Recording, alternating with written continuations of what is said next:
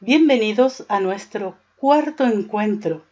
Saludos cordiales, soy la profesora Iris Lorena Eisenut de Nol.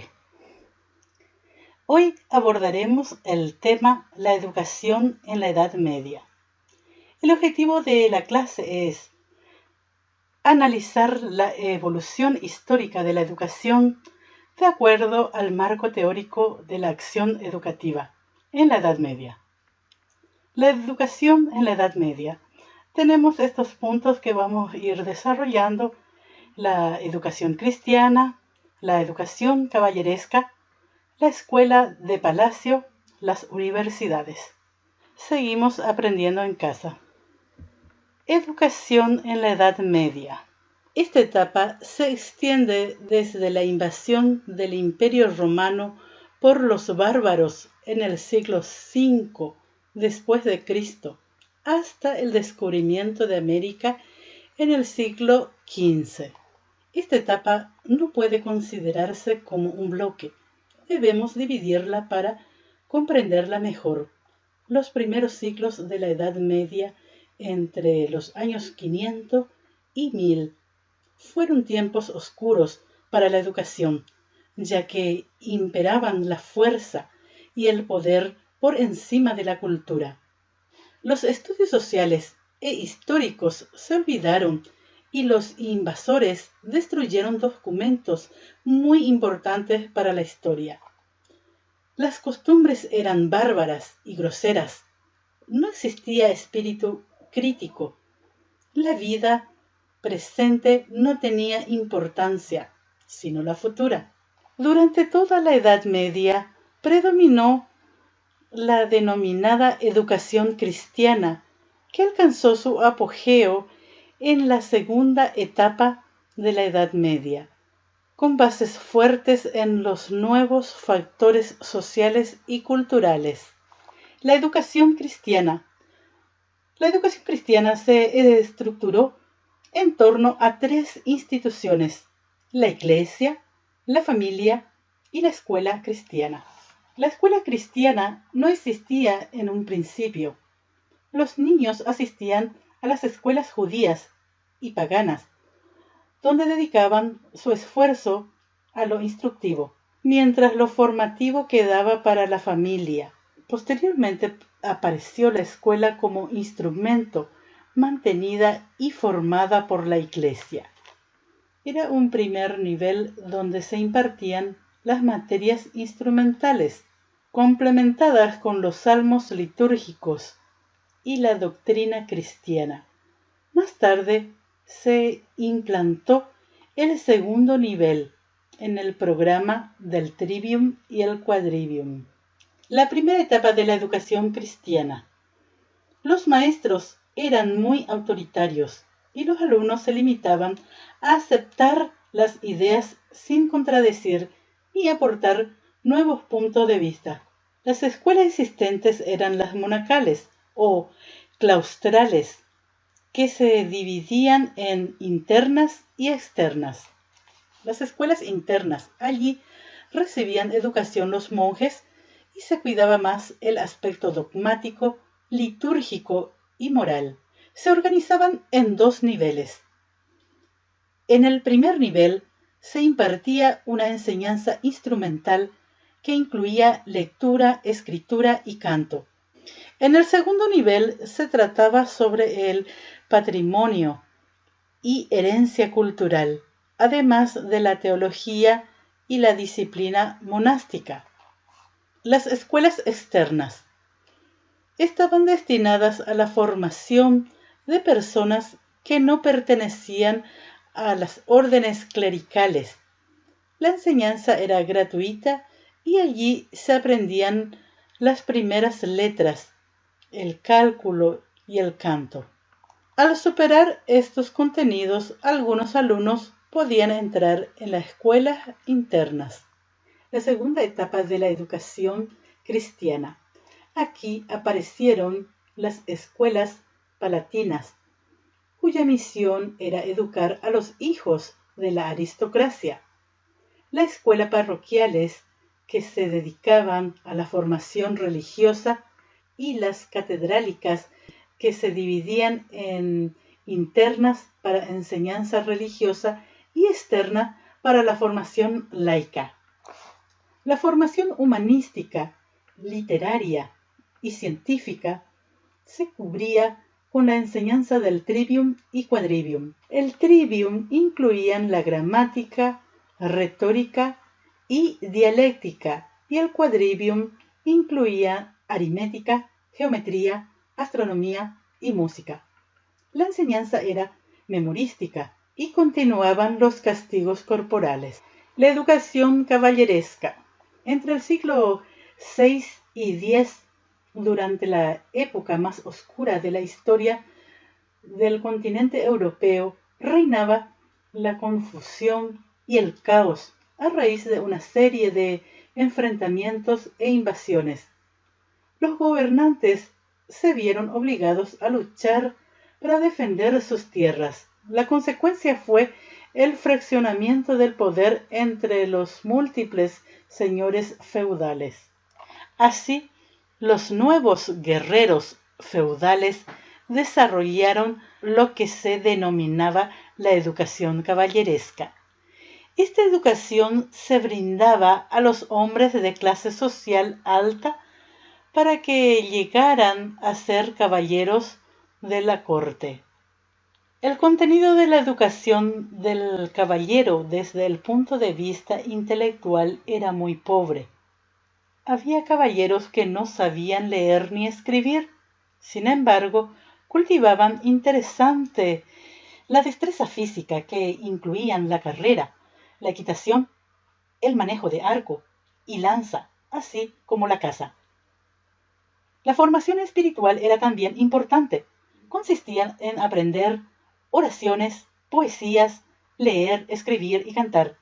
La educación de la mujer consistía en las faenas domésticas y en el cultivo de la poesía, la música y el canto.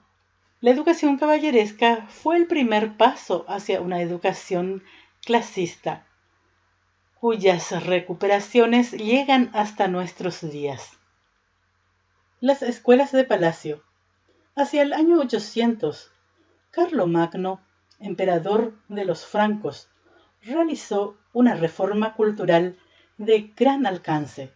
Consideró necesario elevar el nivel intelectual de los eclesiásticos y de los magistrados de su imperio para que pudieran realizar mejor sus funciones.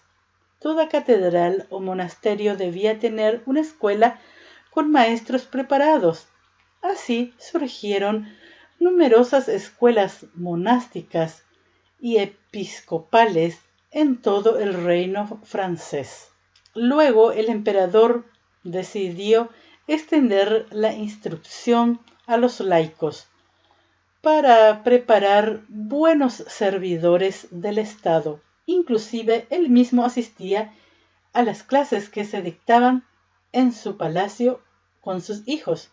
Carlomagno llegó a expresar la idea de la obligatoriedad de la enseñanza y la popularización del aprendizaje de la lengua materna, que hasta entonces había sido ajena a la educación. Debido a esta influencia francesa, en muchos castillos europeos se enseñaba la educación cortesana, donde los jóvenes aprendían la lengua francesa, a ejecutar instrumentos musicales y recitar cantares de los trovadores. También debían adquirir destrezas en los juegos de salón, así como demostrar capacidades en la caza y en los torneos. Las universidades.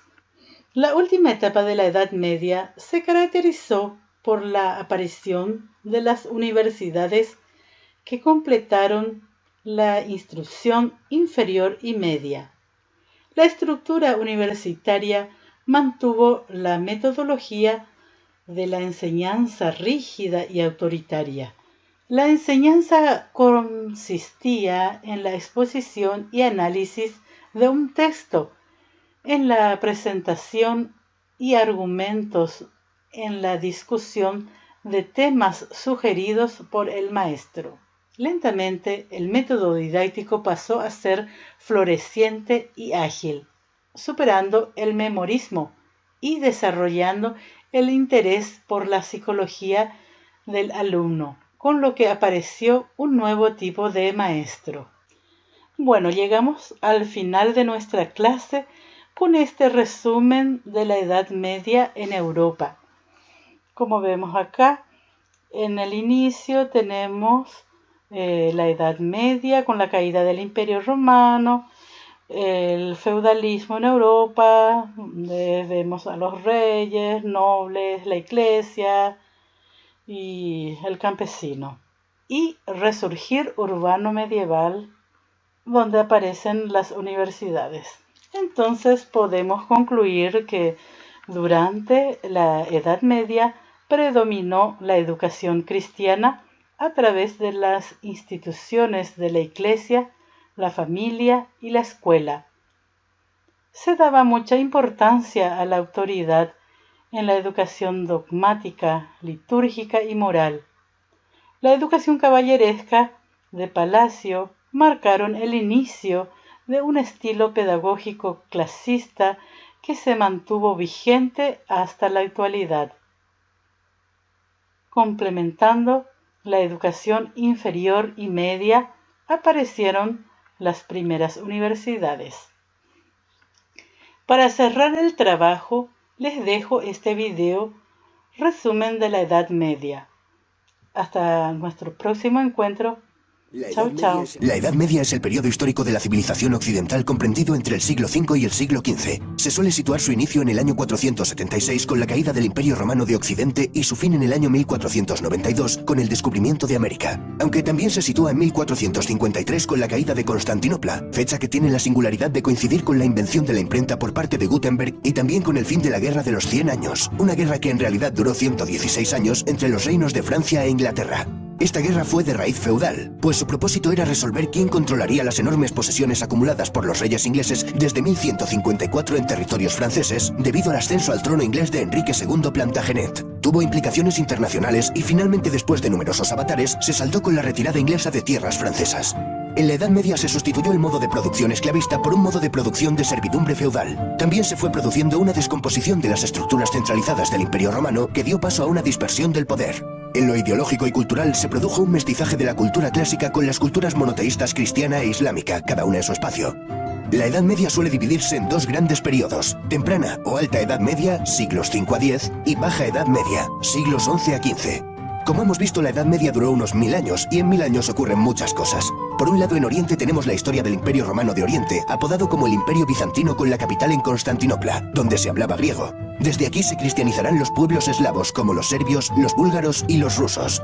Por otro lado, en Europa occidental tenemos a un montón de pueblos germanos, bárbaros para los romanos, procedentes del norte de Europa, que fueron descendiendo en sucesivas oleadas hacia el sur y se fueron asentando formando reinos. Estos pueblos aseguraron y fusionaron con su cultura muchos rasgos de la civilización griega y latina, adoptando el derecho romano y el cristianismo como religión oficial. En el año 620 en la Meca surge la figura de Mahoma, que crea una religión monoteísta, el Islam. A su muerte en el 632, la península arábiga era ya en su mayoría musulmana. Sus sucesores tomaron el título de califa e iniciaron una expansión territorial que llegó desde la península ibérica hasta la India.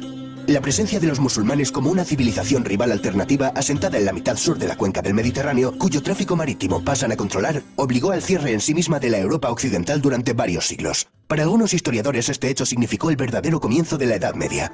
En el año 732, en la batalla de Poitiers, con Carlos Martel a la cabeza de un ejército, comienza el retroceso de las fuerzas musulmanas en Europa. El nieto de aquel Carlos Martel, Carlomagno, expandió los distintos reinos francos hasta transformarlos en un imperio, el Imperio Carolingio, al que incorporó gran parte de Europa occidental y central. Conquistó Italia y fue coronado Imperator Augustus por el Papa León III el día de Navidad del año 800. A su muerte, el imperio se acabaría dividiendo entre sus nietos. Alemania y Francia se disputan el norte de Italia. Gana Alemania, que obtiene el favor del Papa y la corona imperial. El resultado es el Sacro Imperio Romano Germánico.